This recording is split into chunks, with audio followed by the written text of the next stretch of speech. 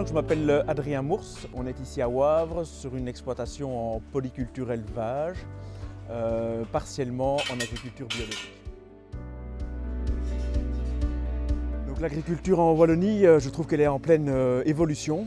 On a une nouvelle réforme PAC qui se met en route ici pour 2023. On a la société qui nous en demande de plus en plus, on va dire. On a tous les aspects écologiques qui sont de plus en plus présents. Et donc on est devant plein de défis et l'agriculture doit les relever ici dans les prochaines années, quoi.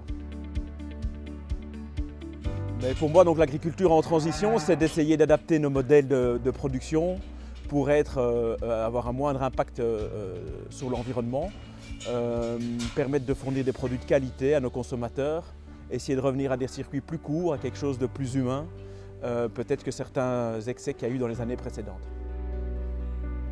C'est très lourd administrativement, donc c'est un dossier qui demande beaucoup de temps, beaucoup d'investissement administratif et c'est vraiment pas simple. Et la grosse difficulté qu'on a, nous, je trouve, les jeunes, c'est véritablement l'accès au foncier, où on est ici en Brabant Wallon, où il y a une énorme pression sur le foncier, notamment par des acteurs en dehors du monde agricole qui essayent d'acheter ou de récupérer des terres qui sont cultivées par les agriculteurs. Il y a beaucoup d'innovations, qu'elles soient techniques pour le matériel, où on voit quand même que des systèmes de tout ce qui est GPS, aide à la décision, deviennent de plus en plus développés. On a aussi dans la génétique, dans le choix des races, dans le choix des variétés qu'on cultive, quand même beaucoup d'évolutions qui, je pense, vont permettre une agriculture plus environnementale. On souffre évidemment comme tout le monde avec le prix des carburants, le prix des engrais, le prix des produits phyto, des semences, le prix du matériel qui ne cesse d'augmenter et qui atteint des niveaux extrêmement élevés. Et je pense évidemment aussi que l'agriculture est une partie de la solution. Je pense que ce n'est pas toute la solution, que toute la société doit faire un effort et l'agriculture doit faire également un effort dans ce sens-là. Je pense qu'on peut évidemment améliorer nos pratiques. Je pense qu'on n'est certainement pas la cause majeure du dérèglement climatique et qu'on sera une partie de la solution.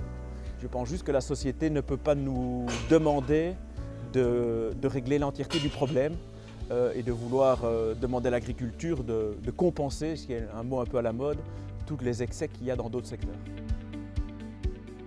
Donc moi, dans le cadre de mon élevage, qui est la partie biologique de mon exploitation, on est sur une autonomie fourragère totale.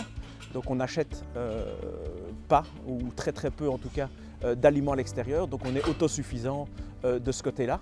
Donc on est vraiment dans un circuit court et on essaye de vendre nos produits dans des boucheries locales ou à des marchands locaux pour servir le consommateur ou des restaurants.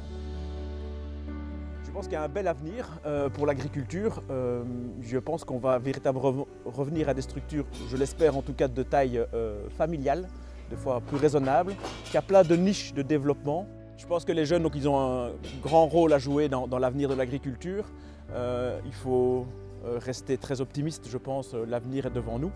Et je pense que tout le développement des projets de quelque nature dans toutes les niches possibles est de nature à développer notre agriculture et assurer sa pérennité. La transition, c'est nous.